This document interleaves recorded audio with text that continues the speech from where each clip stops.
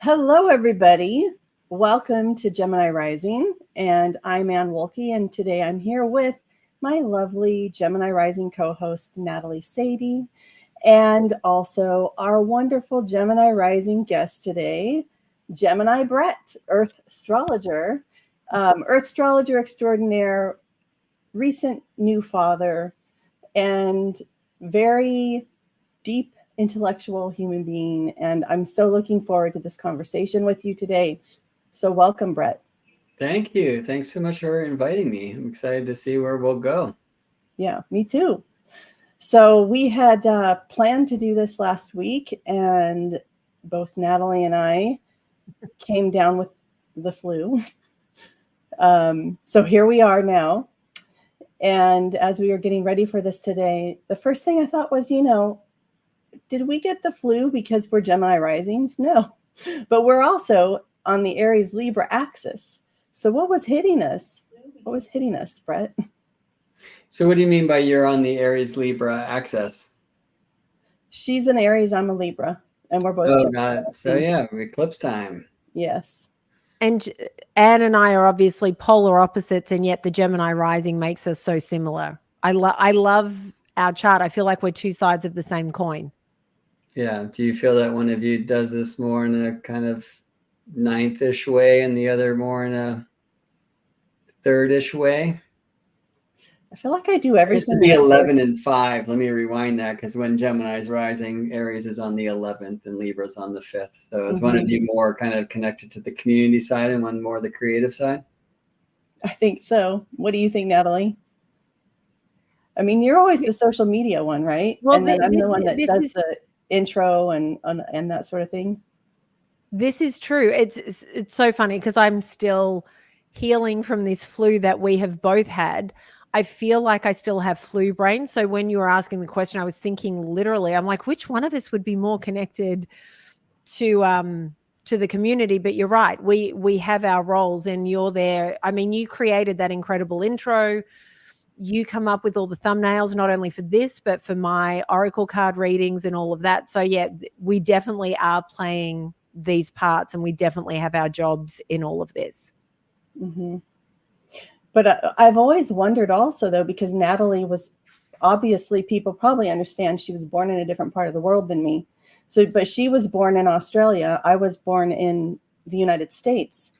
So seasonally, we are both fall babies. And I think that's interesting too. Absolutely. Yeah, it's fun. This morning I was driving the kid to school. And we were talking about equinox and getting into the signs. I'm going to go back and forth with him of me bringing astrology into his world or not. But we had a really fun discussion about Aries and Libra and 1 and the 2 and fun mystical subjects.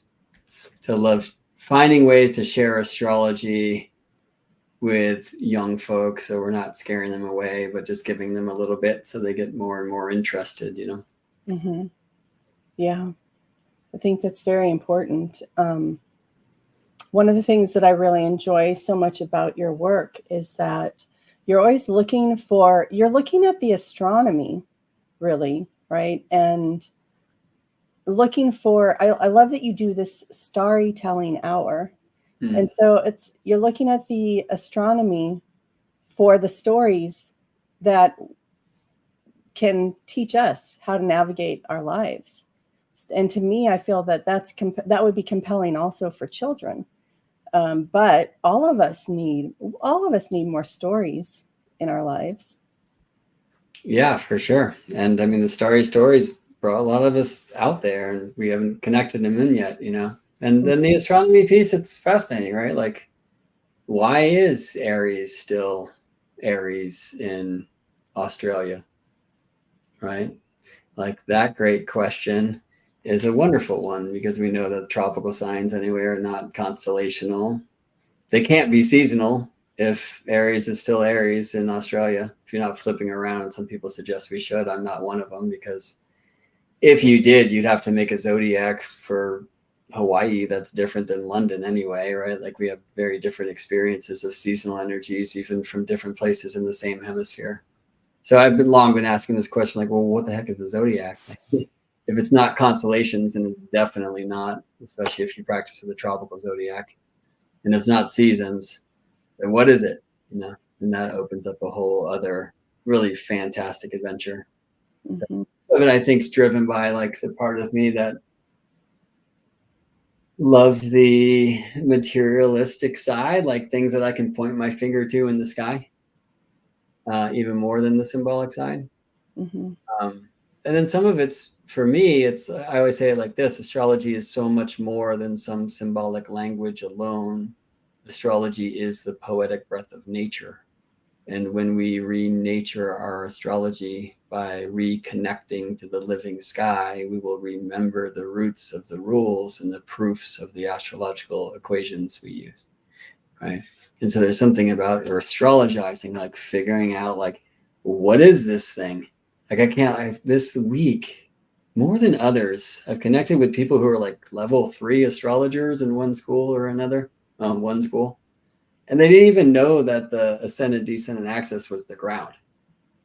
And it's like, yeah, it's hard for me to not just be like, really, or spit my tea on my keyboard. But it's like, wow, so this thing, it's just pure symbolism too. Like there's no actual structure, right? And so I really want to help people like reconnect to the chart, not only as a map of the soul, but as a map of the sky. Like when you were born, where you were born, and like that's what makes it you, right? And so as we, again, reconnect, and we get to understand like why these signs do what they do, why these houses do what they do. And that's like a lifelong journey. I'll never crack the code completely, but I get myself out, you know, it's like sitting on a mountain watching the sunrise, and it's like, oh, that's why the 12th house is hidden things, or, you know, just like these simple like discoveries, which aren't discoveries at all. But I then have a physical, embodied, and very personal experience of things in the astrological code that, you know, I could have just taken somebody else's rules and said, okay, that's how it works because they told me so. But I'm just not inclined that way. And I bet neither of you are either. No, I'm not. No. But so I have a question, talking about how you relate to the astrology and wanting to bring it back to the chart and away from the symbolism. Can we just go back one step? What is an earth astrologer? Well, I mean, it's celebrating the most important planet. So what's the most important planet in the chart? And we born with Gemini in their eyes might say Mercury, like very quickly, you know, obviously like modern astrology would say the sun. Is there anything else but your sun sign? And as we know, yes. And one of you was born by day and one of you was born by night, right? And so at nighttime, we might even be more interested in the moon. But I would suggest the most important of the planets in the chart is the one that's at the very center of the chart, and it's called Earth. Like the one that is turning us, and, you know, and so that's it. Like, you know, if we, regardless of the seasonal experience, for example, as the sun moves through the signs, or let's say like moon at this time in the lunar standstill cycle is getting ridiculously high above the ground every month, and also ridiculously low every month. And when it's low here in California, it's super high in Australia, right? So, but like just having a personal experience of these things happening and like seeing what it does in the body mind, like helps us take astrology out of like a mental space alone, bring it into the physical, and in between, of course, is the realm of the heart, you know. So astrology will be more of a way in, rather than like, you know, the pitfall is a way out, where we're just blaming our idiosyncrasies on our chart, or saying like, oh, nothing's going to happen for me this year anyway, or, you know, like those kinds of things. We want astrology to be a way in, and for me, that's just a method. And it's weird because I've never been too much of an embodied person. I live in the kind of thought realms more than most. But as I look to the skies, it helps me, I guess, understand more of where I'm looking from.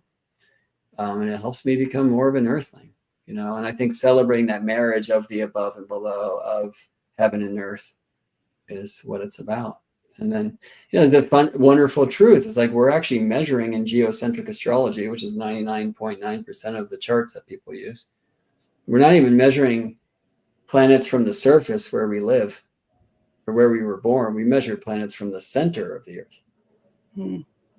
And that's a very beautiful thing. You know, like some people will come and say, well, like how Jupiter has no effect on you. And it's like, well, does Jupiter have any effect on the earth, sir? Well, I'm on Earth. And so as Earth is Jupiter, so am I. And so are all the people and the squirrels and the birds and the flowers on this planet. You know, so that's the point of astrology. It's like really forming an intimate relationship with our planet and then meeting through that relationship, her relationships with the other planets. See what I mean? I mean, really astrology, and especially I would suggest tropical astrology, which is the Earth zodiac. It's Earth astrology anyway. Can I just add one question to this? Because you were talking about watching the stars and actually looking at the physical as well as having the deeper connection. Do you have a favorite place that you have visited so far to stargaze? Yeah, probably Hawaii. I lived in Seattle for 17 years. That's actually where I became a sky guy, which is ironic. And I remember I met Rick Levine at a party one time, and I didn't like know about astrologers. I was just coming into astrology, and people were like, hey, you need to meet Rick. And I was like, all right, cool. And I asked Rick, I was like, hey man, where's a good place to do some stargazing around here? So he said, oh, there's this great place down south. It's called Arizona. And fortunately, I took his word for it. And so Sedona is like definitely top of the list. Just being in those power places, being around typically really amazing people who live there, and being in a place where like I'm not completely out in the desert, but can see, you know, the river of stars that is the Milky Way. I like Hawaii because no tarantulas and rattlesnakes, and it's Hawaii.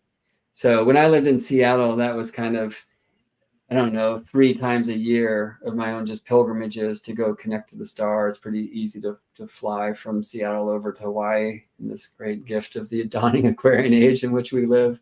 And I just go out there and maybe do a workshop or maybe not. And, you know, sometimes get up on the volcano, right? Get a little closer to the stars. But the nice thing about Hawaii, like you can just lay on the beach and the sky is so open. Other places that I found my way to over time, like one of them is at the Four Corners. So where Arizona and Utah and New Mexico and Colorado all connect, called Hovenweep. That's a very beautiful, sacred place. There's not much there. It's like $10 camping spot with good bathrooms, by the way. But like there's old ruins there, and they're like, you know, astronomically aligned. And nobody's ever there. So you can kind of get out and about in the middle of the night. And the Milky Way, it's like you're in it when you're walking around that place. And there's just something old and sacred. So I tend towards places where there's a rich and ancient tradition of a heaven-earth marriage. Because when we, like Hawaii has many, many sacred sites of star teaching, right? And when you just get there, and especially at night, right, you're just like, more likely to experience some of the old code. But I had my first just completely wild astro experience in the Southern Hemisphere. Actually, I was in Peru, and Jupiter spoke to me when Jupiter was last in Gemini, actually 12 years ago. And that just turned me on. And like, he's like, time to get to work. I was like, all right. So I'm all over, anywhere I go. And a thing that I love to experience is how the sky shifts when you're gazing from one place on Earth versus another, right? So like Yulia at the Cosmic Intelligence Agency brought me down to Australia to teach in Melbourne some years ago. And just getting there and watching Orion flip, you know, what we would consider upside down from the Northern Hemisphere point of view, and watching the sun travel counterclockwise through the sky by day and other things, and just kind of, you know, like getting it flipped around now that I've learned how to look more, I love it. And yeah, I have a feeling, or I like to brag about this, like you could blindfold me, drug me, drop me out of a plane, and I can tell you where on earth I am just by looking at the night sky. And that helps you crack out of things like, oh, the flat earth program and stuff. Once you learn how the sky works and you travel around earth, you really get to experience the shape and the body of earth by relating to the heavens from different places on her surface. So I've got a couple things to say here. First of all, I love that you pronounce Melbourne correctly, not Melbourne.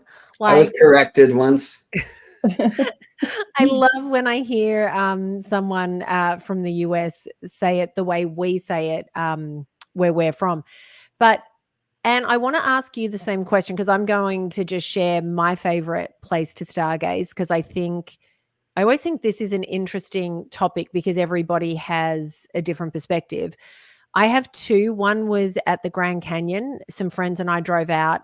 We misjudged timing, and so we got to the southern rim right on sunset. So we watched the sunset, and then we just sat there and grounded for a while. And then once our eyes adjusted to the sheer darkness, we sat there for hours just watching because there was no light pollution. And then when we were heading back to the car, we ran into some guys who were documentary filmmakers. And then we spent another few hours just stargazing because it was just magical, and talking about all the things about how different the sky is, whether you're in the northern or southern hemisphere, all of that.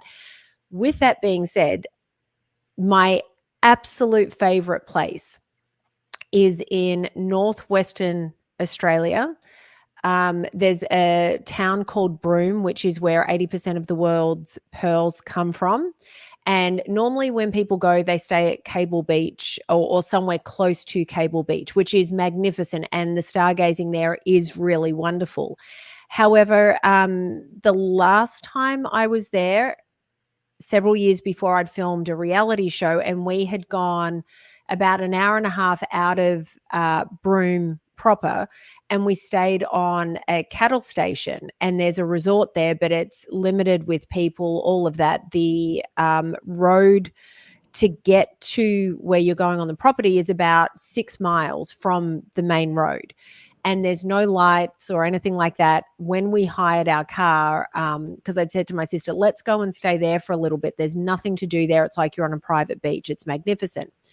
So we're driving out. The rental car company said, we suggest you don't drive at night because if you hit anything, you're not covered. And we went, no, we're going. It's fine. We'll be fine. And we were. But we're on this 6 mile stretch of driveway essentially. And I noticed the sky. And so I pulled over, or rather I stopped the car in the middle of the road, turned the car off and said to my sister, get out of the car. And she thinks I'm throwing her out for no reason. And I'm saying to her, trust me, please get out of the car. And she's like, what? I said, I'm getting out as well. Just get out of the car. So we get out, we walk to the front of the car, and I said, hold my hands. So we held hands, and she's like, you're so weird. You need to stop doing this. And then I said, look up at the sky. And there was the entire Milky Way. And it was just, the colors were so bright. Like I have never seen it like this before. It was as if we could reach out and touch it and climb into it. And it was the most magical thing that each night when we were there, I think for 4 nights, every night when we were leaving sort of the main area of this resort to go back to our cabin, we would just walk like that, just staring at this magnificent that was above us. And I think frequently about going back because it is my absolute favorite place to be.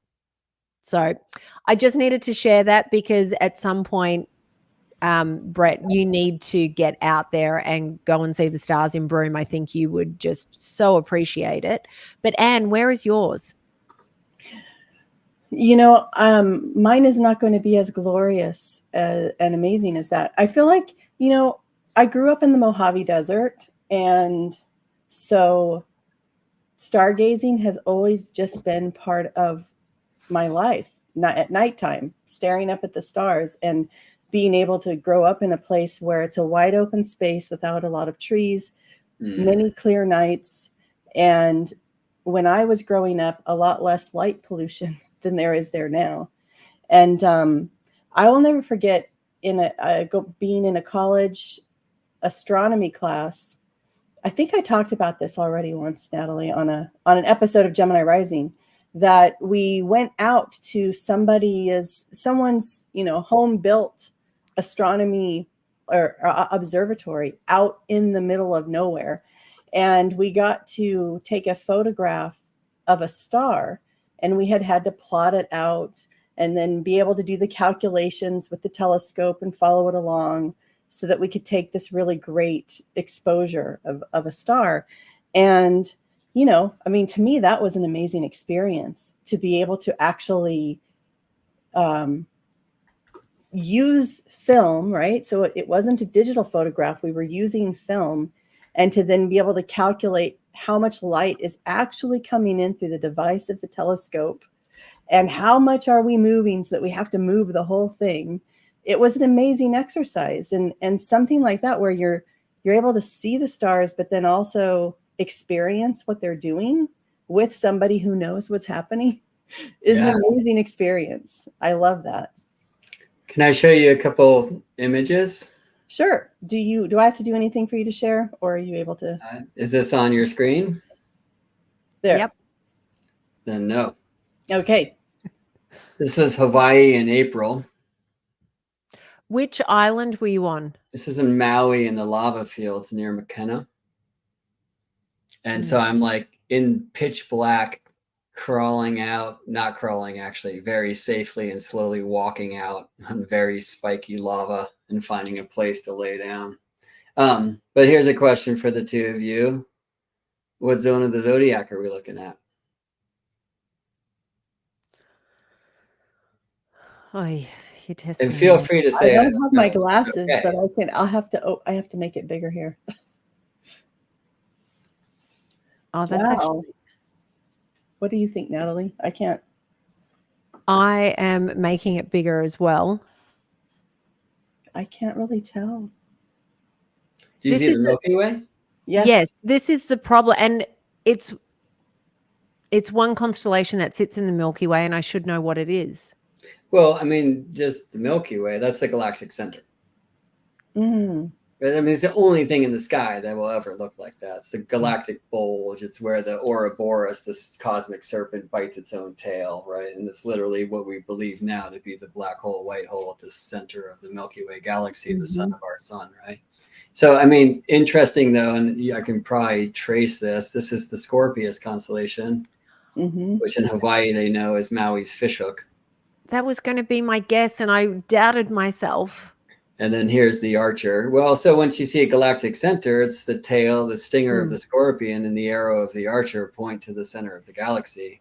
Also the knee of Ophiuchus, right? And so, I mean, a cool thing, another favorite stargazing place for me is my backyard.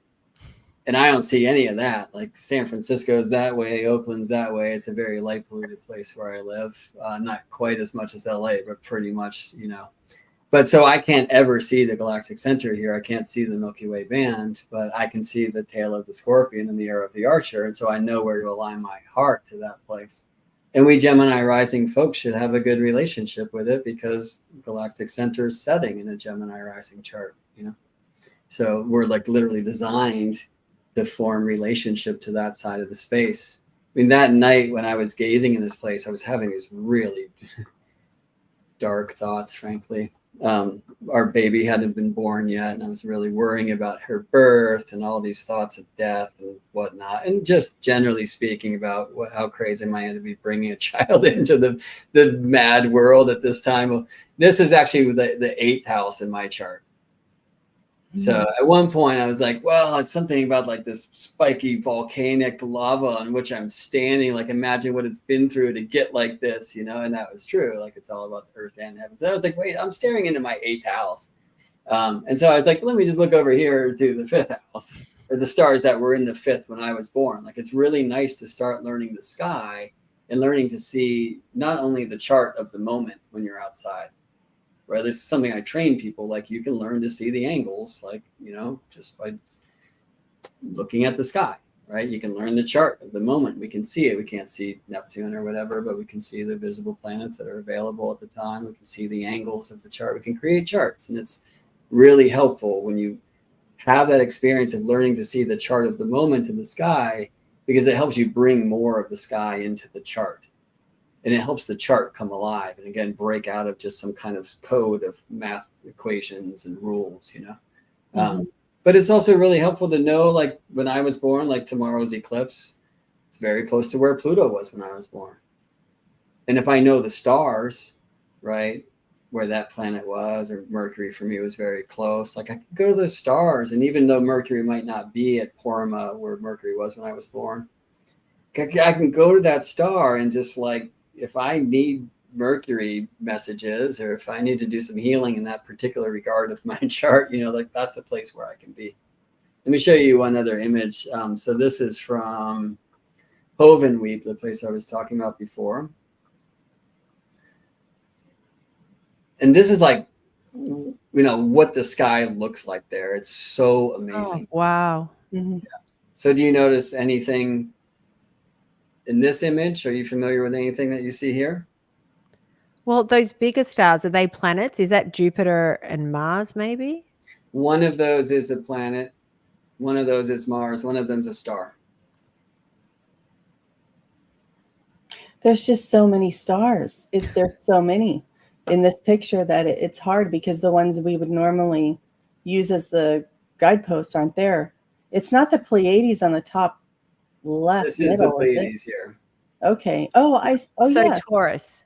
And when you see the the bull constellation, but the sign of Gemini, in our day and age, the Pleiades mark the cusp between tropical Taurus and Gemini. Mm-hmm. And so I can see, for example, that this means Mars, who is here, had just entered Gemini. Mm-hmm. This is Aldebaran, the eye of the bull, right? And this is the bull's horns. So is Gemini the two stars, that one sort of stuck in the top of the tree branch and the other one directly above it? Is that Gemini or no? Do I have it wrong? No, this is, the tree is hiding Capella. The twins aren't up yet. Oh, okay. Yeah, they're kind of behind this tree. But when we see the Pleiades rising, when we see the bull rising, like that's my rising star, Aldebaran, and it's confusing about tropical zodiac, right? Like the signs are not constellational at all. In our day and age, Aldebaran, like this year, is at 10 degrees tropical Gemini, and the Pleiades at 1. But if you're outside and you see the Pleiades rising in the east, know that Gemini is rising. So the Gemini Rising Show, there you go, right? Like Aldebaran was at the horizon when I was born, but the Pleiades were above and visible. So it's typically like the Pleiades for me when I'm out and about and I see the Pleiades rising. I'm like, oh, well, like this is my moment, you know, like this is the sky is currently configured similar to how it was when I was born. And it can't be exactly because I was born in Boston, further north than where I live in the Bay Area of California. But it gets close, you know. And now my relationship with the Pleiades, which has always evolved since I've become a sky guy and learning from many different teachers around the world. We named our daughter Maya after one of the 7 sisters of one of the Pleiades. So there's a whole other thing that's happening there with them for me now. And you know, I think I mentioned this, that my daughter's name is Maya also. Oh. Maia. But the interesting thing is that when choosing her name, I wasn't as knowledgeable about astrology or astronomy. And I just knew, oh, I prefer the Greek spelling of Maya, and I like the figure of Maya. Not thinking about the fact that, you know, she's a Pleiadian, and that my rising is very close as well to that area of the sky. And she's the mother of Hermes, right? Isn't that in the tradition? Yes, and the story of his becoming is a complete astronomical story. So Maya, or Maia maybe, which probably Maria comes from, and many of the words like Ma, you know, Mar, mother, Mary, mater. The month of May is named for Maya. And we live on May Road here, actually, which is fun. Funny. But yeah, the story goes that she left her heavenly abode to live in a cave here on Earth, and where was it? Mount Kalini, I think, in the Arctis mountains, which are named for Arctis, like Arcturus, who himself. Do you know the story of I almost said Callisto? Is it? Yeah, Callisto, his mother who's turned into the bear. Okay, so these tales, like, they can really bring the sky to life for you, right? So yeah, Jupiter or Zeus, who seems to sleep with everything that moves, had a romp with a woman in the mountains, and when Hera finds out about it, it said that she turned her into a bear. And there was a time when her son, who was raised by Maya, because he was without a mother, he had become a great hunter, and he was out in the woods hunting, and he heard this bear, you know, roar, who was saying, "I love you," but he heard roar, right? And so he strings his bow, and he's just about to kill, unknowingly, his own mother. But it said that's when Zeus threw her up into the sky as what we now know as the Big Bear, Ursa Major, right? Big Dipper's part of that. And then some say he was thrown in as the Little Dipper, as Ursa Minor, the little bear. They travel together through the sky. Or that he's Arcturus, which in some traditions is known as the Bear Keeper. Because if you look at the Big Dipper, right, which is part of the bear, you can use two of the stars to point to Polaris, so you know where North Pole is. But in the other direction, if you follow the arc of the stars at the handle of the Dipper, it points to Arcturus. We say follow the arc to Arcturus. It's a powerful, one of the Bohemian stars of Mercury. But the story of Hermes' birth, which, you know, I don't want to take our whole time together telling it, but Maya goes to the cave. So what would it be for the Pleiades to be in the cave? And it happens every year. And the answer is when the sun meets the Pleiades, right? Because they go under the beams. There's a time when the Pleiades are an evening star, and we see them after the sun sets, right? And then the sun comes and eats the Pleiades, and then they're reborn sometime after with their heliacal rise in the east, right? And that was like, you go all the way back to like Working Days by Hesiod. That's like one of the key kind of agricultural timings of the year, like what the Pleiades are doing. So the Pleiades will rise and set every day, but they also have their heliacal setting, the time every year when the sun comes to eat them, and then their heliacal rising, the time when they escape the beams of the sun, are reborn as morning stars, right? So for me, Maya coming to live in a cave, that's telling us about the Pleiades under the beams of the sun, and then Zeus visits her there. Like for Ovid, it's like Jupiter away from the ever watchful gaze of Juno, like comes to visit Maya in the cave, and then out comes Hermes. So what would that be? That's Sun conjunct Jupiter conjunct Pleiades. Right? And then Mercury comes out. He's on the evening star side. And then in that tale, it's the first day of Hermes' life. He steals Apollo's cows. He walks them backwards in their own hoof prints, right? So that's Mercury retrograde in the bull. And the Pleiades are on the bull's back, right? And then Apollo takes Hermes up to talk to Daddy Zeus or Jupiter, who now, right? So it's Sun, Jupiter, Pleiades. The sun passes them by. Jupiter is reborn as a morning star. Mercury's retrograde as an evening star. He pops out on the morning side. And it's Apollo, the sun, taking Mercury up to see Jupiter, right? So we learn to like decode the astronomy in the myths, and it's all over the place. Like you can actually find out when that tale was written. Because that doesn't happen much, right? Like that astronomy I just described. There's much more in the story that show you other little intricate pieces, or like if you're familiar with the story of Inanna and Inanna's descent into the underworld and her death and rebirth and return, like that is how the Venus cycle works. The Sun-Venus cycle, right? Or Venus-Sun cycle from Earth's point of view. And that's like the Sumerians called Venus Inanna. And there's so many things like this. Like there's tales of Orion because of his shady character doing shady stuff. Like he was blinded at one point. And see, that's for me, it's the same thing. The sun comes and blinds us from the ability to see Orion every year. It takes Orion under the beams. Right? At this time, that's like the sun ingressing Cancer. And then Orion in the tail, he needs to find a young one who takes him east to see through his now blind eyes the rising sun, and his sight is returned to him. That's the heliacal rise of Orion. Or like in Australia, here in the Americas, as we call them now, some native traditions. For the Greek, there's so many tales about Orion chasing the Pleiades through the sky. Mm-hmm. That's just what Orion does. You know what I mean? And so I love this tales because there's just such a magic, you know, like it's so, I don't know, it's so romantic when you get out and you just speak to the sky in that way and listen to those stories, and especially when you listen to the stories of many lands. But you also feel that kind of energetic imprint of constellations, of stars, and otherwise also of signs, which are very different things. And I don't know, it kind of brings the chart to life.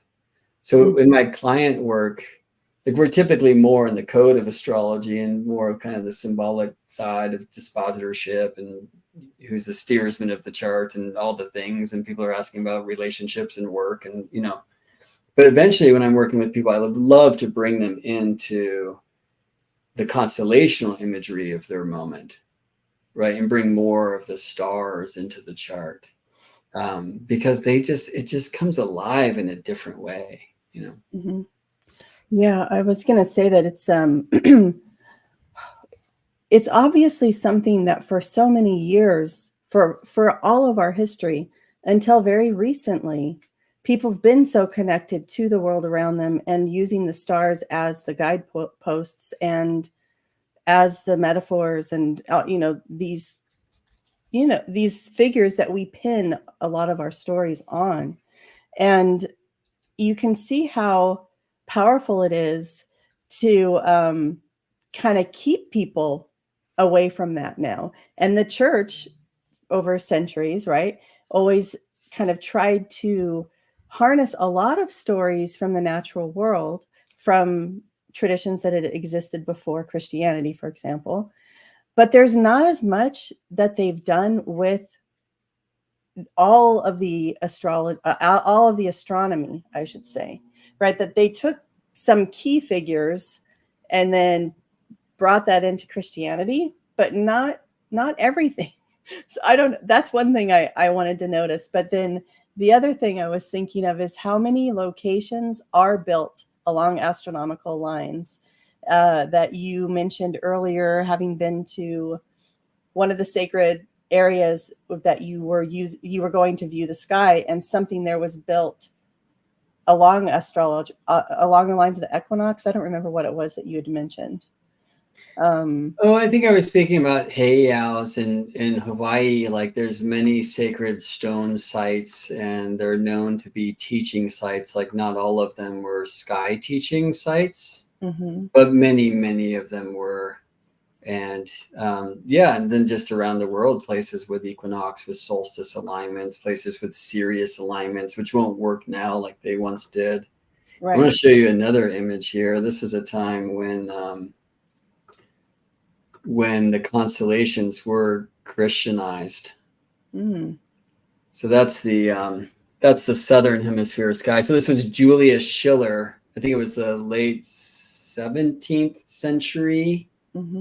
Like tried to rub the pagan off of the constellations. Oh, wow. Look at that. Right. So like the Ark here, that's Argo, right? Jason and the Argonauts ship, which is very prominent, especially in the southern hemisphere. This would be the Southern Cross here. And I think they did the Old Testament in connection with equatorial constellations, and the New Testament connected with ecliptic constellations, so the zodiac. I'm not sure if that's true, but a really interesting one is this. Let me show you the other point of view. I think it's this. No, that's what we were just looking at, right? Hold on, let me see. Oh yeah, let me get to the other one. Buttons, so many buttons. Is it this? Yeah. So, I mean, sadly, they turned like the Isis star, which is Sirius, into a rug. But here we get like apostles, I believe. But I would also say, really importantly, this is Saint Joseph.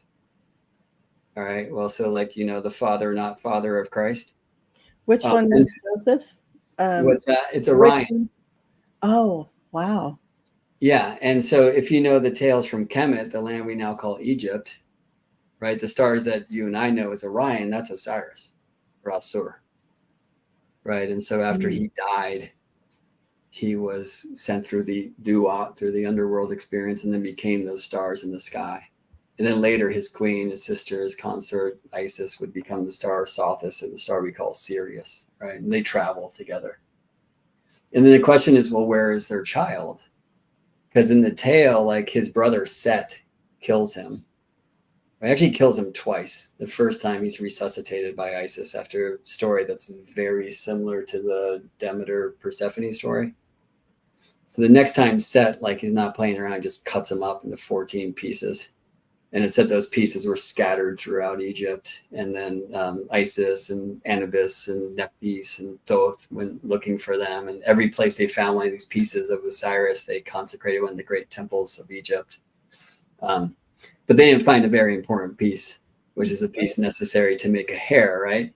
And so what happened there is Jehuti or Thoth creates this golden phallus for Osiris. And Isis turns herself into a falcon and flies above it, and she becomes immaculately conceived, right? Like impregnated. And that was Horus. So Horus, her child, or Heru, the Avenger, right, is here to avenge his father's death. And that said, that happens every day at sunrise. The sun rises and light conquers night. But then Uncle Set wins every night when the sun sets, which is why we call it sunset, by the way. It's named after Set, the brother of Osiris. Right. But if you think of that, like where that is in the heavens, like what we know as Orion's sword, many of us, are the 3 stars beneath Orion's belt stars. That's actually the Orion Nebula. And it's the birthplace of stars that's closest to the Earth. Modern astronomy doesn't believe it's old enough for our sun to have been born there. I think the stories are pretty clear. That because the Egyptians didn't in any way hide the truth that Horus was the sun in our sky. Okay, so later that would be called the Christ, who was also born through immaculate conception, right? And so I love in the Julius Schiller, first of all, they used the Christ image was the sun, Mary the moon, right? Mother Mary the moon, and then Saint Joseph, Orion, which really is keeping that ancient esoteric thread. I mean, I haven't read any stuff from Schiller. I've just seen this in the Solarius star maps, which kind of you would love, Anne, because they take the kind of the way that the images of the sky have evolved throughout history, mostly in like Western history, I should say. And so like the Christianization of the heavens, like that didn't really stick, thankfully, but it held for a minute, right? But they're really clearly showing us, I think, not only that the sun, that Christ is the sun in the sky, like he told us, right? Traveling through the 12 signs, who's at the 12 apostles. Like at Gemini Rising Show, we should know that Thomas means twins. His name was Didymus Thomas, and Didymus means twins in another language. So that's the guy we call Gemini, right? And that the sun is born of Saint Joseph, kind of, and that's Orion. So in other traditions, like for the Maya, the feet of Orion and one of the belt stars which surround the Orion Nebula, they're known as the hearthstones that surround the smoke of creation, right? And there's so many tales of creation coming from that place of the heavens. I think they're literally telling us that the sun, our sun, was born in the Orion Nebula. Astronomers would smack me for saying that.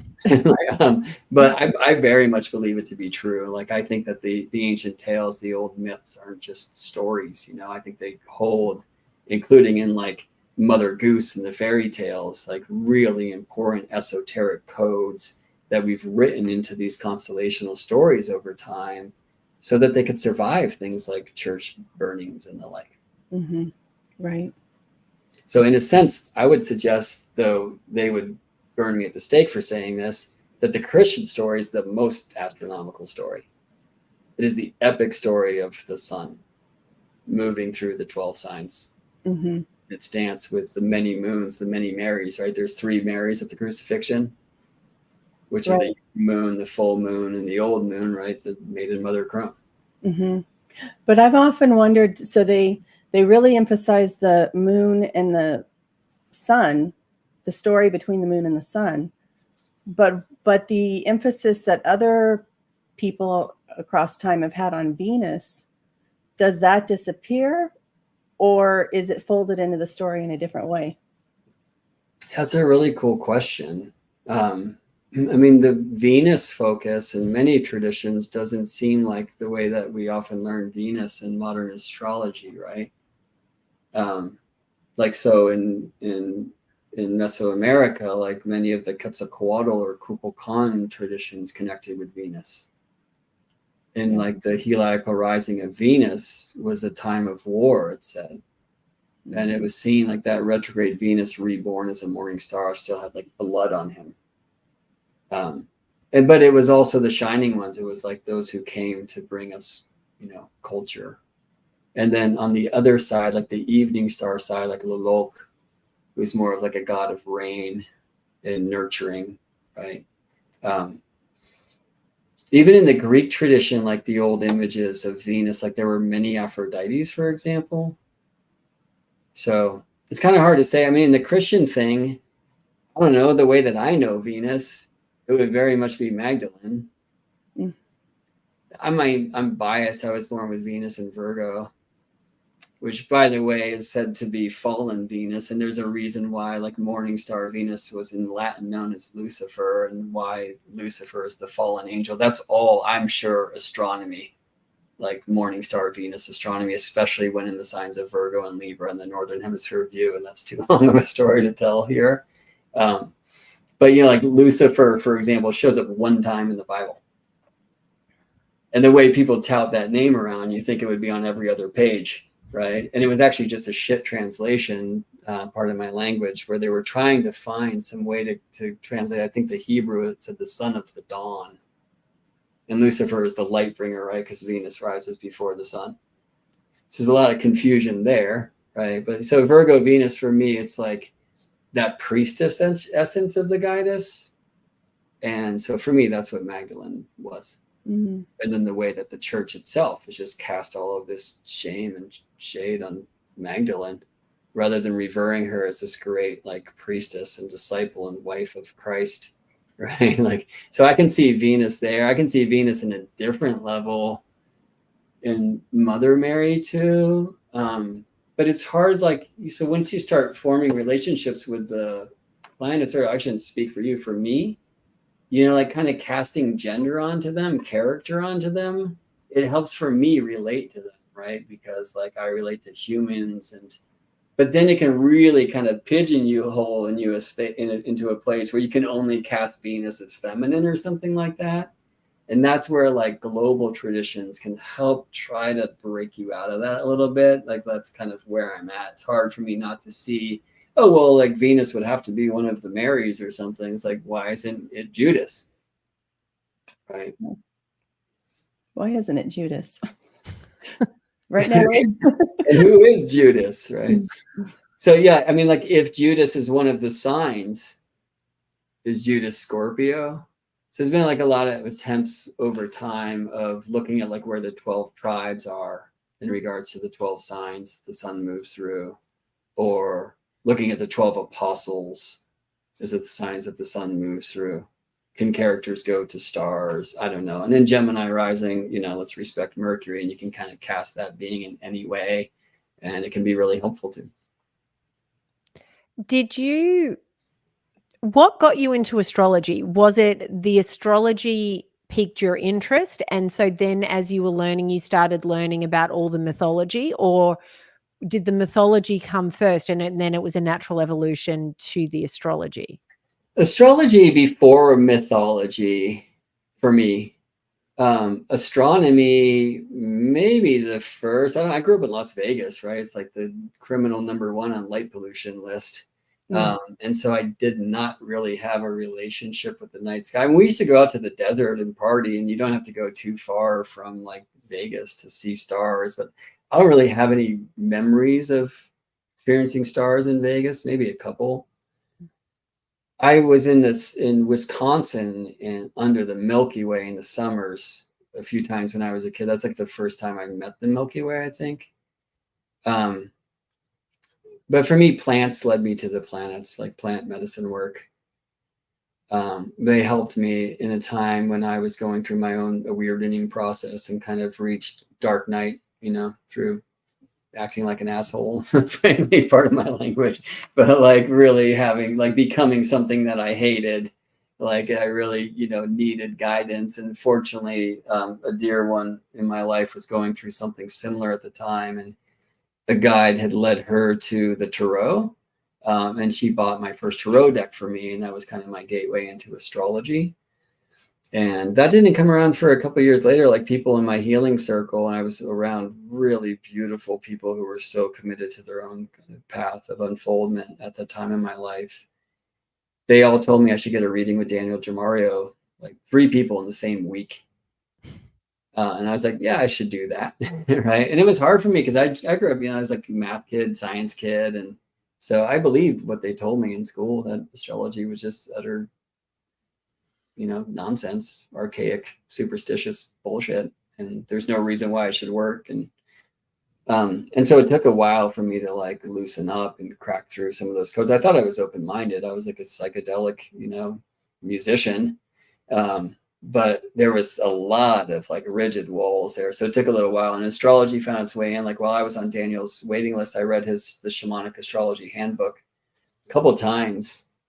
And that was the first time I realized I was anything but a Scorpio, right? Like I only knew about sun sign astrology then. I didn't know much about it. Like I was reading the Tarot Handbook by Angelus Arians and working with the Thoth, the Crowley deck, like with that handbook, which has it's very different than Crowley. But anyway, she talks about like the decans and some other kind of like more interesting bits of astrology were starting to leak in through that. But then, yeah, when I had my session with Daniel, I actually had read his book enough time that I kind of read my chart to him using his techniques. And he's like corrected me in a few places, like, that's good. And then he told me a bunch of things that nobody should know about me. And you know how that is, right? So then I was pretty sold. And then I thought I was training in a very different regard when I went down to Peru for the end of the world in 2012. But I realized my first reading was right before then. I was in my Pluto square Pluto, my nodal return, like so many different things were happening for me astrologically. And I realized I was meant to be an astrologer, and Jupiter told me when I was down there, and I just kind of quick got to work. And that was like 12 years ago now. And then after that time, I remember buying Edith Hamilton's Mythology on the audiobook styles. I was driving around a lot back then. I would just drive around and listen to these myths. And I was like, wow, that's like a really beautiful way to express this particular part of a chart that I was learning. Later came to things I haven't read it too much. I have so many books on my shelves that look great, but I haven't read. But like mythic astrology, Ariel Gutman and Kenneth Johnson wrote that I've definitely flipped through. And I think this like ability to story the chart and to story our lives through the power of myths can be really helpful. I mean, you know how it is. I imagine you're both counseling astrologers too. Sometimes it's about what to say and what not to say. What not to say. Some things have to be said, but how to say them based on who we're saying them to. Right. And sometimes a myth vehicle can be like, I could tell a story about a goddess and the person doesn't even know I'm telling a story about him. And he's like, wow. And then it helps him connect some dots. And then he brings it into his own life. And instead of me just being like at your chart, and okay, this happened to you when you were 8 years old. It's like, well, let me tell you this story. And it's like, wow, that sounds very similar to this thing that happened to me. And I feel like that invitation for somebody to reveal themselves through the session versus being told who they are just opens up much more of a flow between me and who I'm sitting with. And it's not something I excel at. I'm trying to get better at that. listening, you might already know here is not my forte, right? But like myth can be this really beautiful Rosetta Stone between your language and mine, and opens up opportunities for us to get to know some of the hell on earth that we go to find heaven, and kind of the stories that we share, and like, you know, kind of like the root level. And is everything, when you're giving somebody a reading, is everything based on what you see in the chart, or do you channel a portion of it? Yeah, the latter. I don't know that I would call it channeling, but it's that. And usually, so these days, I sit with a lot of astrology students, and with some professional astrologers, right? Which is always such an honor. And so like, I say that because these days I have the chart on the screen more than I don't. When I'm sitting with somebody who doesn't speak astrology, I try not to speak astrology and just speak English. And so I'm gazing at their chart, you know, and kind of like these days it's all Zoom video. Like most of my clients are around the world and aren't here where I live. It used to be they come to my house and make some tea. It's like a whole different thing, you know? But it's nice because now I can have the chart right here. Like I have a chart right here as we're talking, right? I'm gazing at that, but I'm looking at you, right? But yeah, these days the chart's often on the screen and we're looking at things and we're talking technique, and it's kind of, you know, and so clients will often hear like, you know what, I don't know where to see this in the chart, but I'm just clearly getting an image of Hawaii. And oh my gosh, because I've always wanted to go, or, you know, wow, my husband's from there, you know, those kinds of things will come through. Sometimes I'll use just like an example of a name, like I'll just tell some story and it's like, wow, that's my father's name, or, you know, so things come through. I'm a little bit more of like a Uranian channel than a Neptunian, if you will. Like I just work really quickly. And I'm kind of like a couple steps ahead in time, which is not always a gift, right? It's often, I would say it's more of a curse than a gift typically in normal life. It makes me impatient and such. But yeah, there's a lot. Like I'm not one of those astrologers who believes that we shouldn't utilize the intuitive gift in astrology. And in fact, the ancients spoke about this truth. Like the way that I describe it is that the astrology should be like a portal that opens up your intuitive gift. And for folks who really like have that strength of intuition, though I feel everyone should learn and utilize this great cosmic craft of astrology, it can really be a handicap. It can really slow you down. And I mean, you know how it is. Like once you get into electing charts for moments to launch a business or something, instead of just following our intuition like we used to, like now it's like, let me cast a chart. Let me cast a chart to figure out when I should cast a chart to figure out when I should, you know what I'm saying? And it's just like, so that again, like we want astrology to offer freedom and expansion. And sometimes it can be so constricting that it can be very difficult, right? So my students will study geometry, like our sister science, right? And in geometry, we have two tools. We have the rule, which makes lines, which you can measure. And we have the compass, which makes curves, which you cannot. And it speaks about measurable, immeasurable, quantity and quality, right? Lines and curves, right? And so I'm always, in everything I'm doing, I'm attempting to be both. And so when I'm gravitated more like kind of linearly, like working through a chart, through a system and set of rules, it's like, well, how can I bring more curve to that? And if it's just all curvy, if I'm just completely like going with the gut, which I think is beautiful, it's like, well, how can I bring some more lines to that? Like, how can we find that balance? And I'm always, it's, you know, teaching people how to address a chart, like teaching them the rules and the linear stuff. Even that can be tricky because I honor that there's so many ways to pet a cosmic cat. There's so many different paradigms. Many of them even contradict. And I love grabbing from many different sources and kind of Gemini way to find my own voice. So that can be tricky, but at least it's like rules is rules. Like trying to help people open up into how to synthesize the stories of a chart and blend the many pieces together into something, you know, that tells the tale. That's really tricky to do because I do feel it's that kind of more intuitive faculty or the channel faculty, or who knows, that lets us synthesize, right? Like the rules are like much more hunter and the other thing's much more kind of gatherer. And those things are trickier to teach. And so what I've done is I've found many different important doorways in my own initiatory path, like geometry being one of them, where it's like, well, let me just show you, like, let me show you how to draw the seed of life. And then I'll encourage you to do that 108 times and see what happens. Knowing that something's going to happen for them in their own language, that's like going to bring them to the findings in that particular temple that I could never express through my own words. Do you feel me? Yeah. And because you talked about how those of us that learn how to read charts, we can start to rely on them a little bit too much versus going with our intuition, and it can be quite restrictive. So one of the questions that I had wanted to ask you, because I'm always curious with anyone that does astrology as to how they view this, because everybody has a very different opinion. We obviously have great transits that are really helpful and positive, and then there are the transits which are not so wonderful to navigate. They're the ones that are, you know, giving us those big life lessons as we navigate these trickier moments in life. Do you feel that with astrology, we can transcend all of those difficult transits, so it becomes more about how we navigate a difficult moment in life versus going, this is going to suck because it's such a bad transit? Does that make sense? Yeah, no. Well, I mean,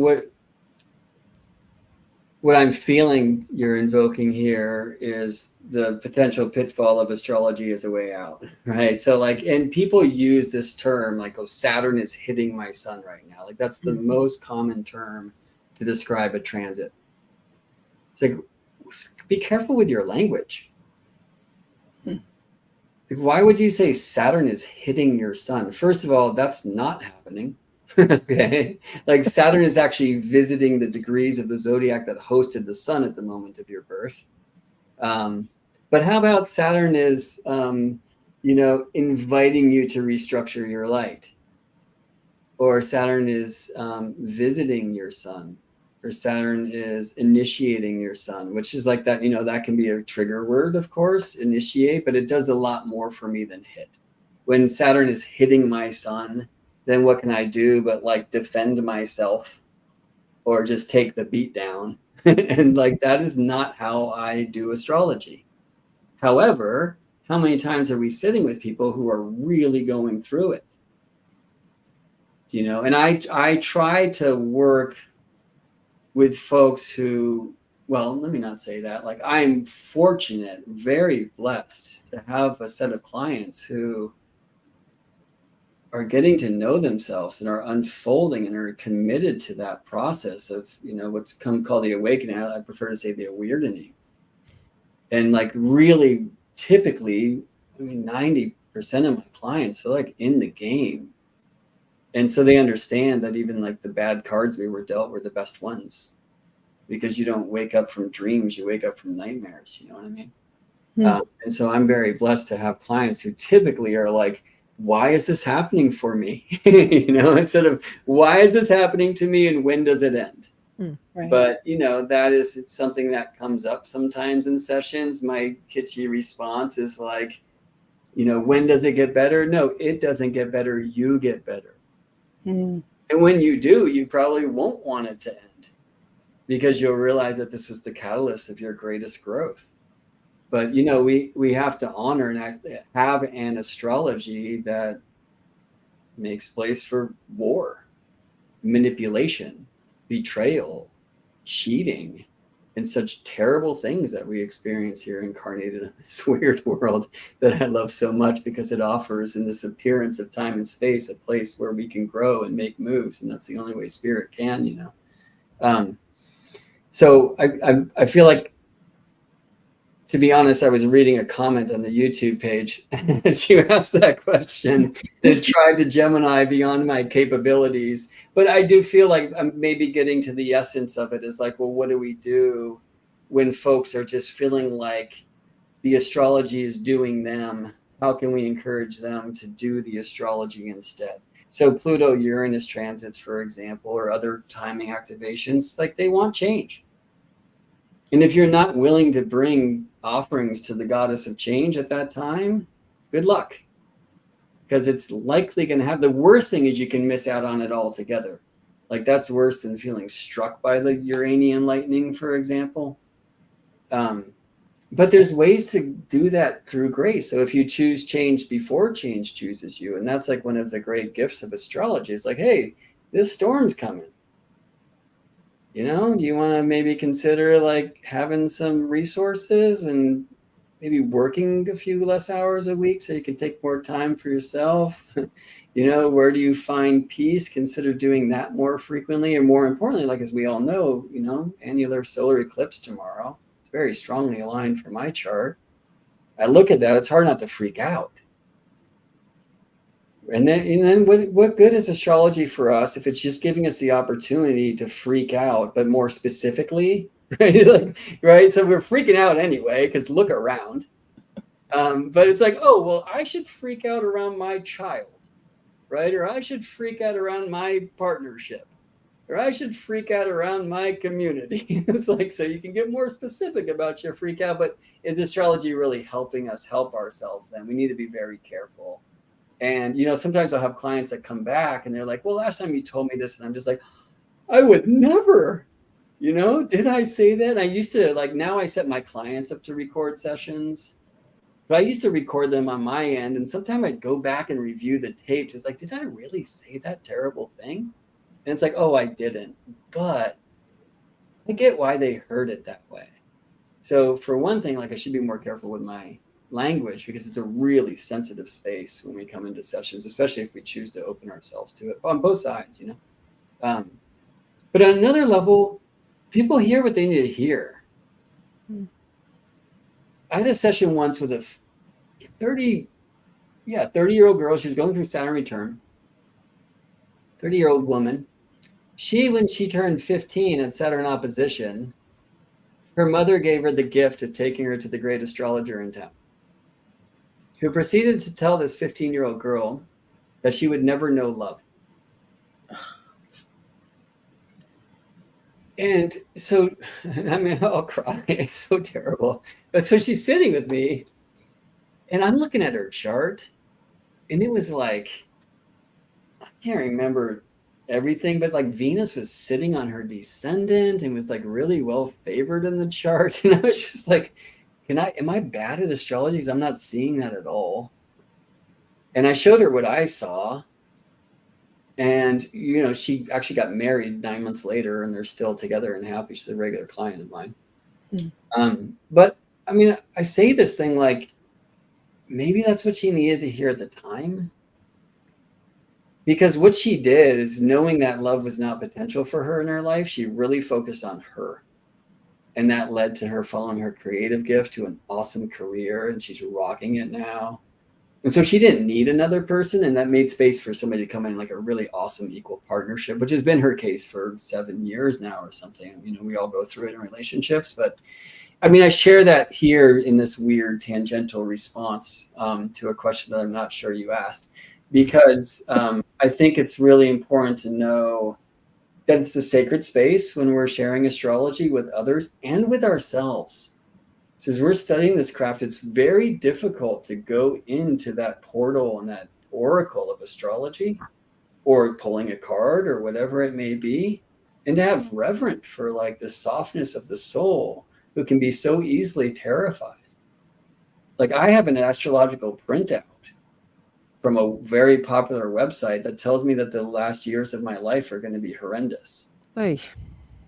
And I'm still not yet mature enough to break out of my fear of them, to the place where I'm consistently trying to invent stories of what's going to happen in my life that's going to make it terrible. What's going to happen in my life is I'm going to fucking make it terrible if I don't break that code, right? So it's a great challenge to me.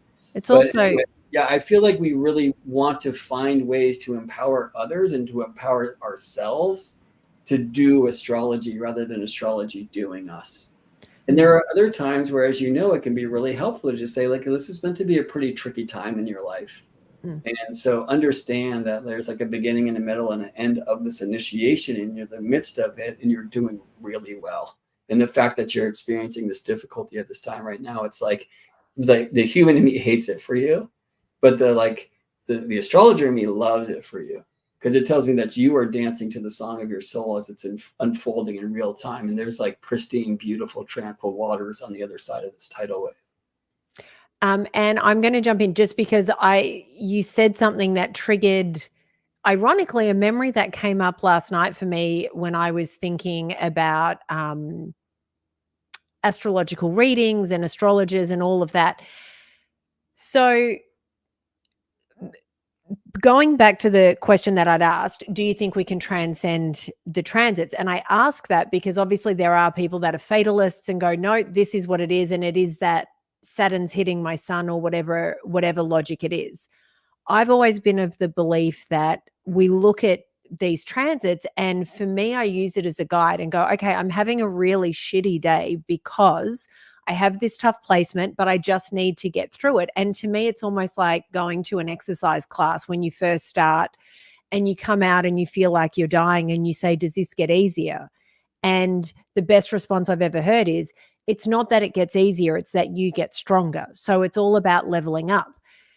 But so many years ago, I went and did a workshop with a medium, and she was from New Zealand, and it was a really interesting workshop. And it was one that taught me that I have to not let my conscious mind jump in when I'm channeling something, because I'm trying to make it make sense when it's not my job to do that. I'm just meant to transmit the information. And I had spoken to this woman after the fact. I don't know if I wanted to work with her privately or if I wanted a reading or whatever it was, but she said, listen, I actually can't do it on this trip, but you should speak to this particular woman. She does astrology. She does all these things. I'm staying with her. She's hosting me while I'm doing this tour, all of that. I was like, amazing.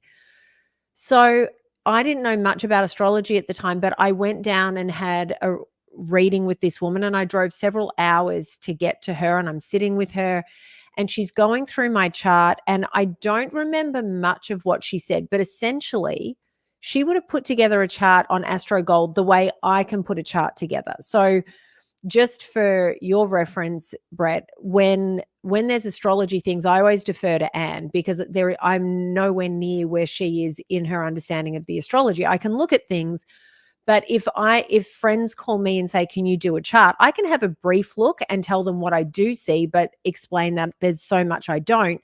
And I do have the ability to run the Astro Gold sort of chart synopsis so that they can have an understanding of what's going on in their chart. It's not all of it, but that's it. But reflecting back, that's essentially what she gave me and what she went through with me. She was reading off this auto-generated chart. I give you that to give you the background to what she did to me next. So I've always worked in entertainment. I've done reality TV. I've modeled. I've done all these incredible things. And then the transition was naturally to sort of move towards TV hosting for me, which has ultimately ended up in journalism, because my Gemini mind is like, I have to know all the things. I was on a call with this woman at one point, and I'll never forget where I was. I was driving into one of the places that I worked at the time, and I was talking about my career.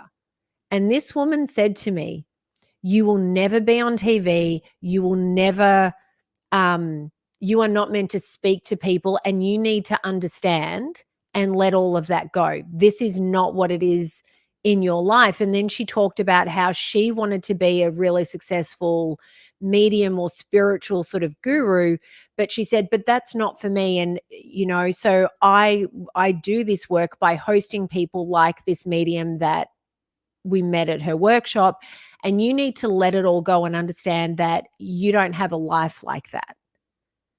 And I was so devastated that I walked into work and I was sobbing, and there was a wardrobe area where they laundered our uniforms and I had to change. I called my boss from in there sobbing, saying, I will be at work 15 minutes late because I have to pull myself together, because this woman, it felt like she ripped the rug from under me. to say, and she was hateful in what she was saying, which I didn't understand where this sort of venom was coming from. And she was so wrong. And everybody else that looks at my chart says you are doing exactly what it is you're meant to be doing. There's nothing else that has ever come up in any other reading or anybody else looking at my chart sort of saying this would be a great career for you. You're exactly where you're meant to be. And I very much followed my soul's calling. But I talk about this because I think there are some dark people, unfortunately, that get into these positions where they have people looking up to them for advice or guidance, and whether that be through tarot or oracle cards or astrological readings or anything in that field. And I think sadly, there are these people that can put these really negative ideas in people's heads. And then it becomes a matter of trying not to manifest that and speak it into existence because this person who we don't know has said something really, really terrible. And I think it's a test for us as we navigate this when we're going to people to, one, trust our gut to discern what is and is not correct, and two, learning not to hang on to these negative things. I mean, if I had have let this woman get in my head, I would have curled up in a ball and just given up on life. Yeah, Anne, do you want to speak to that? Do I want to speak to that? I've gotten really good over the last couple of years, especially at I don't even know how to explain it. I think I've always been good at knowing who I am and what I want to do and not letting voices outside myself get to me. But I feel like with the Gemini mind, right, with that thinking mind and so much air in my chart in general, if I hear somebody say something like that, Natalie, if I hear someone say, yeah, you'll never be this, actually, first, I'm oppositional automatically, and it would be, okay, no, I'm not. I would see the opposite, and it will still influence me in going in an opposite direction, right? So I have to disengage from from ideas like that, and I don't think it's very easy to do it. But I tend to doubt authority more, I think, than I wouldn't automatically trust someone who says that. I don't know what it is about me. I have that defiance. So that's all. That's my response to it. I think for me, even when I do my oracle card readings, the way I explain things to people, even when you get cards which are a little tougher, and the October reading and then the reading I did for the week ahead, which I filmed last night, they were probably the most challenging sort of outlooks that I've pulled since I've started doing this. But I don't think that means everything's bad. It just means there are challenges because we're leveling up and we're learning new things. And for me, I think now I look at the delivery. If the delivery is, okay, we've got these challenges and there might be a few hurdles, but this is how you're doing it. And if it's coming from a place that seems to be of love or positivity or truth versus, I don't know why this person would have told this woman that she was never going to know love. And especially a 15-year-old, like you said before, there are some things that just shouldn't be spoken. You have to know, even if that's what you see. And whenever I reflect on this reading, I was coming off the heels of an abusive relationship. So I was rebuilding myself. So I was probably still a little vulnerable. And so getting hit with somebody saying something so horrible and so hateful, it knocked me around more than it probably would now. But this is where I think you have, whenever I reflect on it, I always just get the same message that this was an incredibly jealous woman. She was jealous of the medium that she was hosting. I don't think she liked me very much, but I just wanted to highlight that there are, unfortunately, these people that their own feelings and things they're not able to disconnect from, and so it bleeds into what they're doing. So sorry, I didn't mean to commandeer the conversation there. Yeah, I mean, I will also put in here that you're not only in television, you're also reading oracle cards. And you can have some great teachers suggest to you how to phrase things in such a way to be supportive and loving and tender. And you can have many great teachers do this. But probably the best teaching you had around that is that terrible woman who said such mean things to really deflate your energy around your dream. And interestingly, it's also opened up this whole other career that you do and been the best teacher for you of how to not do it, right? Very So true. if we can make it through those times, right, then it can be one of the most important, experiences. And experience is the only path to wisdom, So, yeah, I mean, it's just like life. These terrible things happen. Parents die, children die, right? Wars are happening, hurricanes, and the like, right? Why? And why come to a place where there's just such terrible things that go on? And probably the answer is to grow. And so we can have a relationship that just got terrible. We can have a reading that got or even started terrible. But when we also look back and learn to kind of love the experience and the catalyst that offered for our own growth, we can see the beautiful present wrapped in the ugly paper, and that's how life is, And so that's why that example I shared before kind of helped lead me to, it's kind of like not such a thing as a bad reading, but she never returned to that woman, obviously, and it's nice to know she was wrong, and obviously she was like projecting something terrible onto your chart, and it's hard not to do that in a relating experience in general and a counseling experience in general. And a lot of we counselors in the mystical fields have not really studied, counseling and some of the boundary development, as they teach it in the schools to psychologists these days and stuff. I mean, I think in some regards, it's nice to be free of some of those boundaries.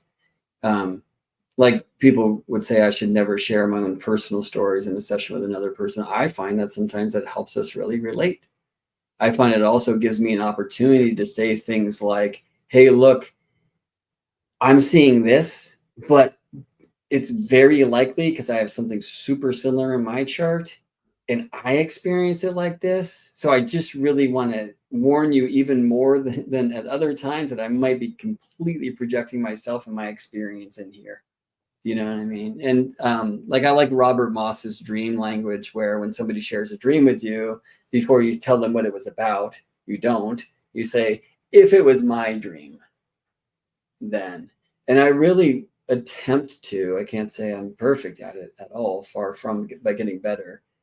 I attempt to honor that when I'm sitting with somebody's chart. It's like, oh, if this was my chart, right? Because we do have the code and the rules and astrology and all, but I've studied enough astrologies that completely contradict with one another.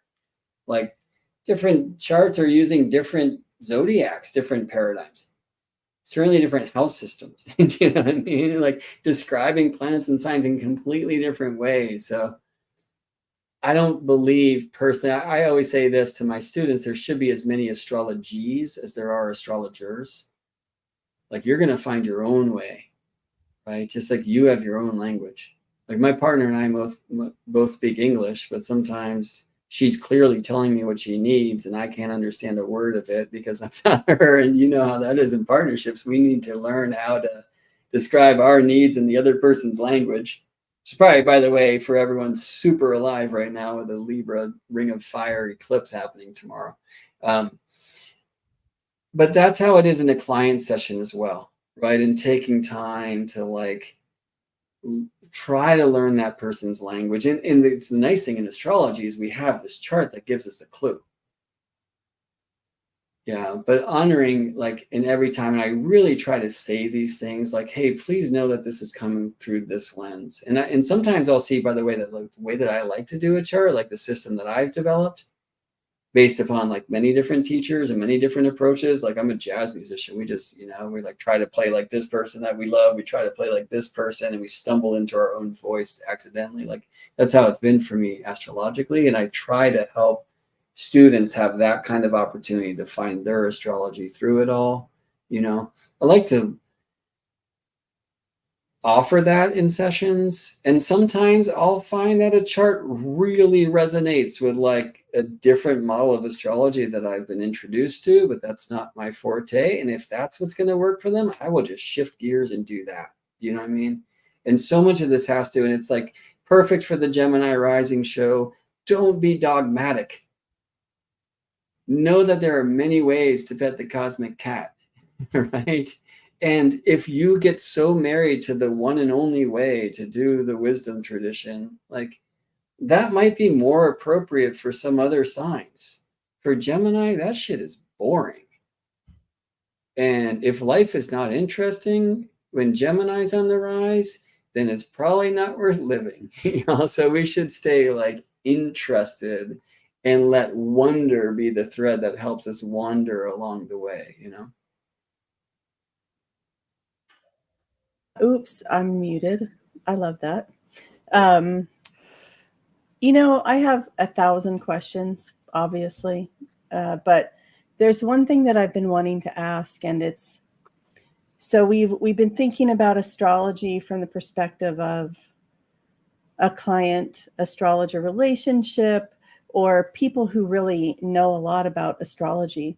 So what I'm wondering is, Brett, because I know you've studied so much about many different traditions and also have your mathematical background and the music background. So I'm thinking about reaching people who, maybe the people who are non-believers. And I don't actually, that's not an appropriate way to use it. I don't think that astrology is something you believe in. I just think it is, right? But there are people who distrust astrology as a way to understand the universe. They think of, and they maybe are more literal minded or focused more on the astronomy. But sometimes you can't not see, the more you look at astronomy or the more you listen to certain types of music, the more you see connections of things coming together, the more you can't not see the divine, right? And so I'm wondering, Brett, what is there one particular astronomical phenomenon that you would talk to people about who are not believers, and just to tell them, hey, this is what happens, did you know it? And you think it would just blow them away and make them see, oh yes, something about the divine. What's one story that you might share with people? Well, that's a wonderful question, and I'm not sure how to answer it because I think it's so personal.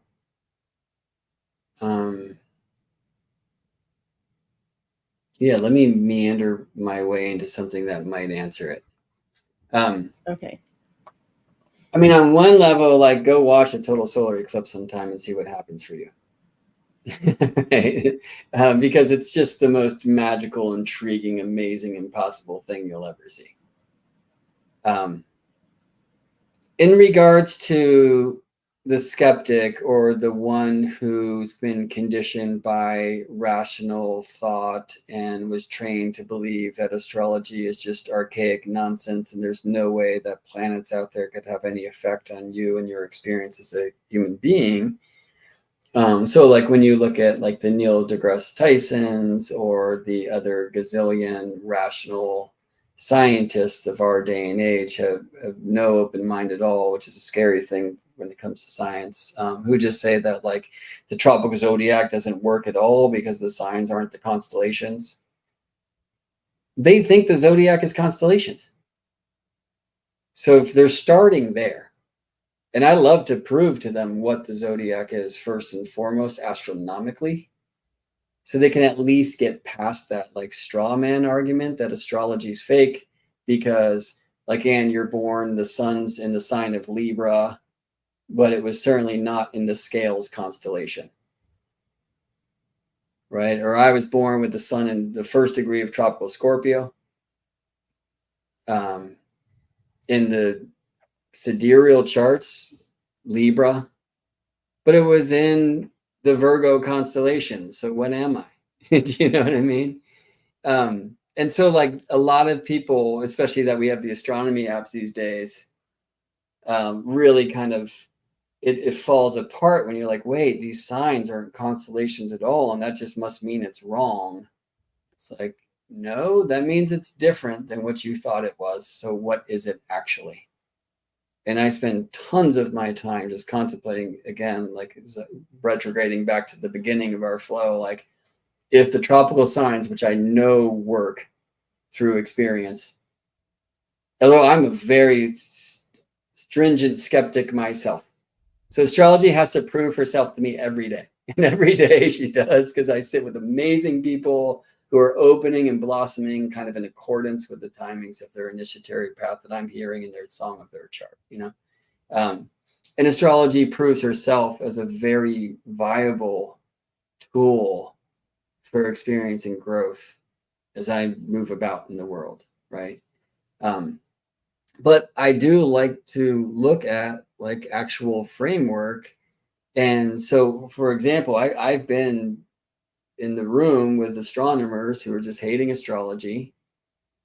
And if they'll give me enough time, and some have, not most, but some have, to show them what the tropical zodiac is, like a really wonderful thing is if there's no astronomy to the tropical zodiac, then why do you call that place 23.5 degrees south of Earth's equator the Tropic of Capricorn? Why wouldn't you call it the Tropic of Sagittarius? Now, many of you will say, well, what are you talking about? And so we're not going to go there right now. But there's really fun codes. Now, if Neil deGrasse Tyson got past that straw man argument and looked at what I'm actually doing as an astrologer, he's missing the opportunity to ridicule so much of what I do, because much of what I do is based in symbolism and is based in fractal times, like secondary progressions. We're turning days into years. What? Like zodiacal releasing, like where does that come from? That's different than a transit, which I can let's put my finger to, you know? But there's a lot of what I do that is definitely not at all like here in the material world, right?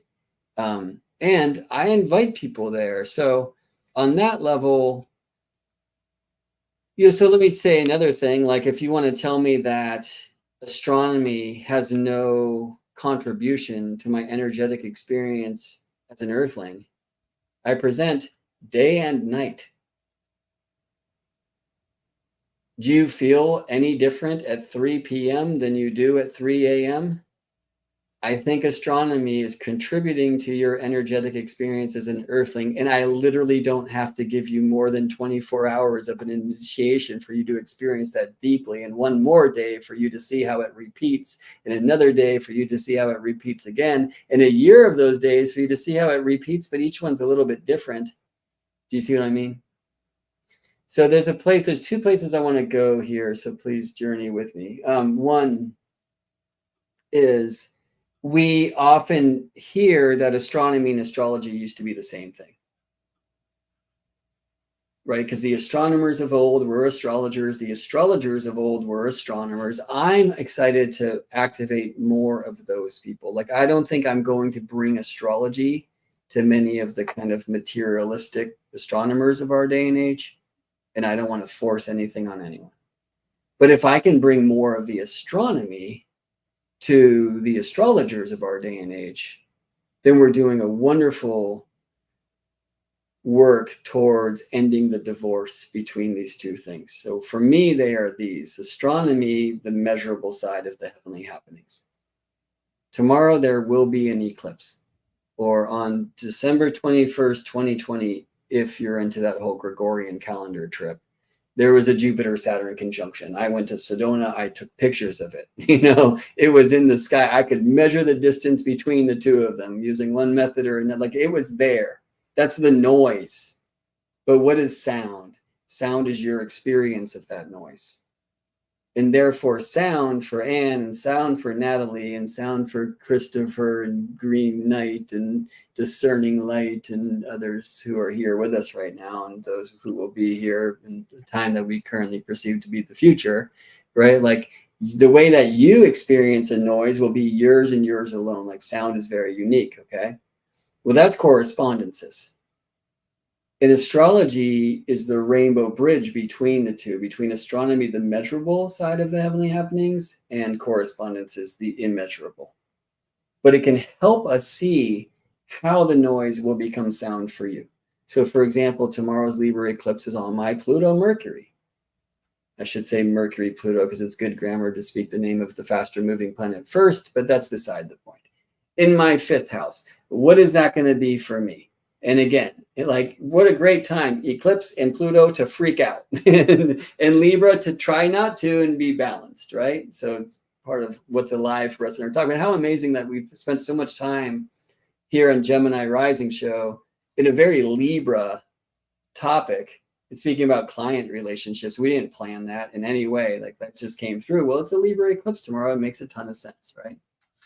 So anyway, I want to rewind to astronomy and astrology. Were they the same thing? I don't believe so. I think astronomy was born out of necessity, right? So whether you're an agricultural culture and you need to know when to plant and harvest, you better understand the seasons. And working with the phases of the moon can be a great thing to do. But the relationship of Earth and Sun and how that expresses itself where you live on Earth is going to be the most important truth for you to plant and grow food. Or if you're a nomadic peoples, like you better know how the sun dances through the stars and learn how to tell the time if you want to know where to go to that place where the berries are in the bush at that time of the year. The year is an astronomical thing, right? And so as you're like experiencing astronomy through necessity, literally for survival, you have the opportunity to receive more of that, other side, that mystical, immeasurable side. As you tend to, like if you go to a concert, that noise is much more likely to become sound for you, if you get what I'm saying. And so as we're following the moons, as we're tracking time and we're doing astronomy, those who are doing this intently, and it's another reason why I really encourage for people, astrologers, to have a sky practice, like the quote unquote astrology or the correspondences come through. Now, is there any difference between me choosing to find symbols when 4 crows fly west and as I'm out walking the dog? Or I'm consistently adding up the numbers and letters of a license plate. And if it says 11, that might say something different to me than if it said 3. And I'm allowed to make a symbol out of that, right? If I choose to let life story itself and speak to me through these amazing sacred codes, what's wrong with that, right? And so it's really a personal choice. So as far as like astronomical events go, on the prove it to me level, day and night, and then the phases of the moon and learning something about tides, because the earth is 70% water and so are you. And then we can get to planets and stars, right? As far as like, go have an experience which will help you honor that there is a world behind the world, and the one that you were sold in school that says that seeing is believing and there's no substance to believing and seeing, that's a very personal thing. And it's going to come according to your timings. Were it to be an astronomical event, I would recommend witnessing a solar eclipse because it's just astonishing. And sometimes when we're stuck in like our rigid blocked world, you really need something astonishing to happen.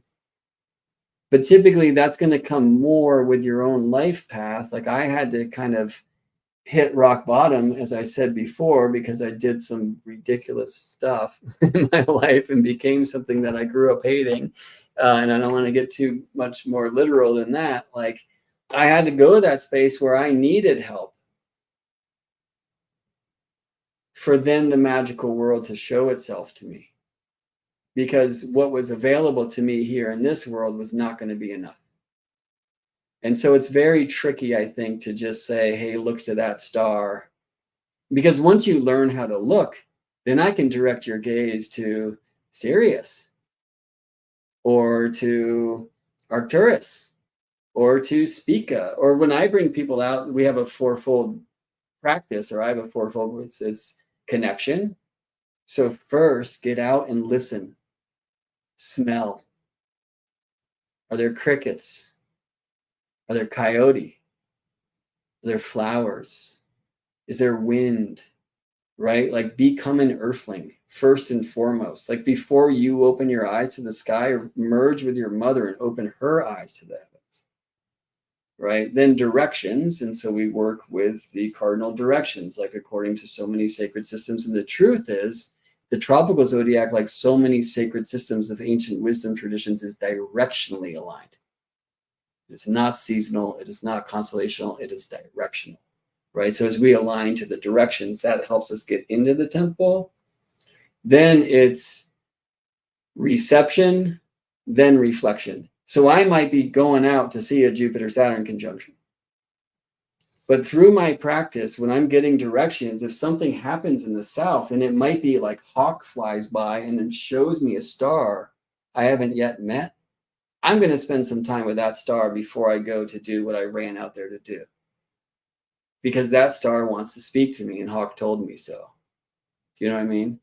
Now, I can suggest that as a method, and my students typically are game, but I can definitely understand if you're not. Do you see what I'm saying? So I'm sorry to take another hour to answer a simple question. No, that's amazing. Lyrics of my dear friend David J. That's as simple as a flower, and that's a complicated thing. Oh, Natalie, are you muted? Yes, I am muted. Said Okay. no Gemini ever. Exactly right.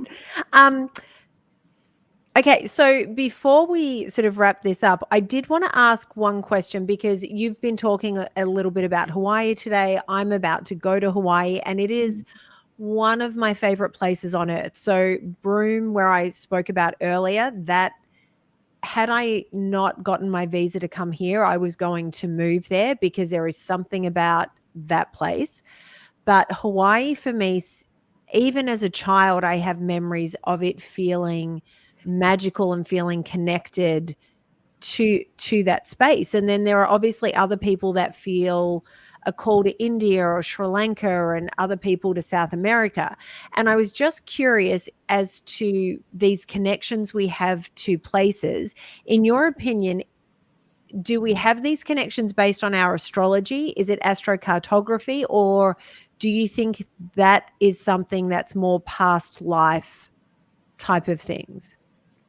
Oh, awesome question. I don't think that they have to be separate. If you're someone from like past life modality, then it's very likely, and actually I've seen it in practice. So pointing to a place on Earth that the planets were clearly empowering at the birth moment, and somebody tells me that that's where they've died in a previous lifetime, that they died in Vietnam, or that they had lifetimes in the Himalayas or whatever. So I don't know that they have to be different questions. Like, I still am wondering about past life, is it ancestral? Is it our DNA? There's so many different ways to play with the idea of lineage. Astrocartography is one of many astro mapping models that I utilize. It's a specialty of mine. I love astro mapping because on one level, it's completely astronomical. And of course, I love this astronomical side of our craft. On another level, in a sea of crazy that astrology offers, the maps take the cake. The weirdest things happen on the maps, So I imagine we'll even see like a thread. It's pretty common connecting Australia through Hawaii to Southern California for you, Natalie. And probably more in local space than astrocartography, which is a very different technique, by the way. The astrocartography itself will tell us where planets were angular, and we've long known that angular planets are powerful. It really, for me, it's just a little glimpse into the power of the relocated chart, which I find to be the crown jewel of astrolocality. So, you know, we correct for time zone and cast the chart in Hawaii in the moment of your birth, and that will say so much. But yeah, I'm a huge fan, and I spend a lot of time counseling people as to the power of place and helping them understand more about the particular initiations they went through in different places on earth, why places feel great, why places feel terrible, why they feel like they are from a place, why they must go, when they should go, those kinds of things, where we should live. Like, I find it to be a very fascinating part of the astrological puzzle. Yeah, and I love that you spend time in Hawaii. And yeah, if you can, while you're there, you know, meet some Hawaiians and see if they'll take you to some of their places too, you know. And there's a lot of like known sacred sites in Hawaii that, if you know, if we open right with reference, and it's nice to have guidance when we go, where the teachings are just so available. But as you know, it's just a great place to celebrate this marriage of heaven and earth, and hear the breath of mama and the waves, and connect to the skies. I want to answer one question that was here. Somebody wrote, how much Pisces is in this man's chart? I'm not sure if they were talking about this man, but depending on what you look at, the answer is none, or maybe Vesta and Pallas, if you like asteroid play. Certainly some stars. And for any Gemini rising being, it's the 10th sign. Natalie, I was wondering, do you have an Aries midheaven? No, my midheaven is Pisces, and I have a stellium in Pisces. I've got Mars, Mercury, Venus, my midheaven, and my south node. Yeah, so see, y'all, I'm just tapping into that. And I assume an Aquarius midheaven for you? Yes. Mm-hmm. Yeah. Yeah, and so in Southern Hemisphere, Gemini rising, you'll either get a Pisces midheaven, or you'll never get Aquarius. You can get Aries, right? So that brings in kind of a fun thing between the two of you, Gemini rising co-hostesses of this fun place, and one from the Northern Hemisphere and one from the Southern Hemisphere on that. But for all of us, Pisces is the 10th whole sign and the highest part of the chart, which the midheaven is not. It's a lie astrologers tell because they don't know they're lying. Somebody just want to rewind this. So what was the place I mentioned, 4 corners for camping and stargazing? Hovenweep, Hovenweep, magical, like a most magical place. Make sure you check out the bookstore and the visitor center. There's some things there that's hard to find otherwise, and that's a really powerful place. It's close to like Mesa Verde, which is very much like on the map of sacred sites that people visit. But it's a place where you can go and kind of be alone, or be with your people while you're there, just really connect. It's a lovely, amazing power place. Yeah. I do just want to say, at some point, Brett, if you're willing to come back and we do a show just talking about the astrocartography and that whole thing, because I know Anne is fascinated with it. We talk about it all the time. Neither of us have enough knowledge in that area to really be able to effectively delve into it. So if you're down for that at some time in the future, we would love to have you back. And I am down. Great. All right. Wonderful. You know, I think we could just sit here and talk all night. Absolutely. But obviously, Natalie's got a visiting father who has places to go. So we should probably start wrapping it up. And it's 3:33. So. Oh, yeah. Perfect. Seems like we win something. That's right. So, but we also have questions that we like to ask each guest. So we've got a set of 4 questions. So if you're okay with that, we're going to start asking our wrap-up questions here. All right, let's see if I can tap into brevity. All right. So your first one is, what makes you laugh? Right now, my baby girl, Maya, just turned 15 weeks old, and she's awesome and hilarious, and watching her brother engage with her. But generally, my own idiocy and like the revelations that come through where it's like, oh, that's why that's that, right? Like that's my internal Gemini giggle that keeps me going. And who was your biggest spiritual influence?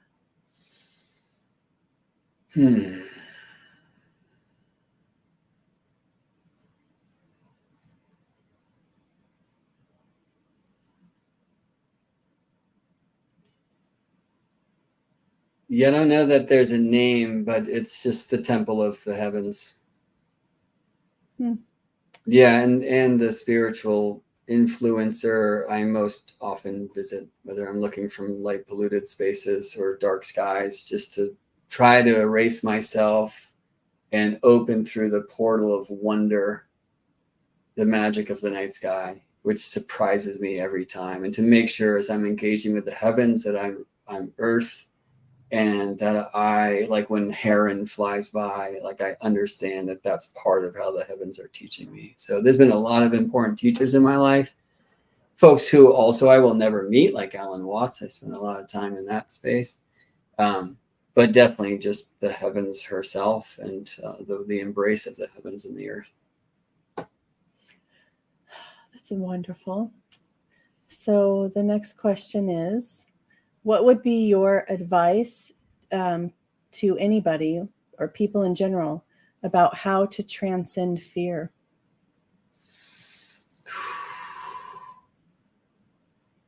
Find another teacher. No, I think it would be avoid the idea that fear is false emotions appearing real, as many will suggest. There's a reason for it. It's a teacher. It is inviting you to a place where you will be even more you than you are now. So don't run from the tidal wave, but dive through it. Oh, I like that. And what is the best piece of spiritual advice you have ever been given? What a huge question. Well, let's respond for the Gemini Rising Show. There was a great line from Tolkien, which is not all who wander are lost.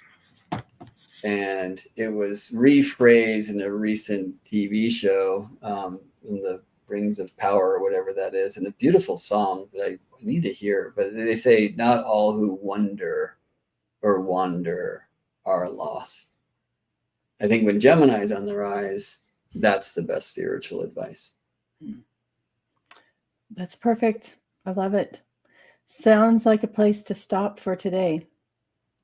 What do you think? Thanks so much for inviting me to play in this wonderful place. It's nice to meet you both. And I really feel honored to have this opportunity to connect and to share.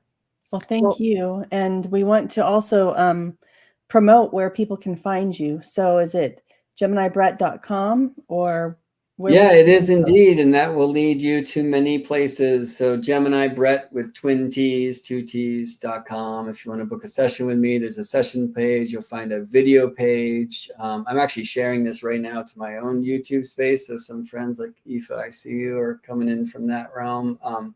Every Wednesday, miércoles, Mercury's Day at 11 a.m. Pacific time, I'm live on my YouTube place, exploring whatever feels relevant. So join me there sometime and come find me. And thank you so much for those who haven't seen my work before, to you, Anne, and you, Natalie, for introducing me to your friends. Well, I would just like to say thank you as well. And I will make sure that the links to your YouTube and your website and everything are in the description below so that people can find you really easily. And I'm very excited about doing part 2 where we can explore the lay of the land. Yeah. Are you willing to be example charts in that exploration? Absolutely. Okay. Sure, yeah, yeah. because that it helps it come to life, right? When we can story the thing and not just suppose. Mm-hmm. All right. Well, I will see you then. All right. Thank you so much. Thank you so much. Bye.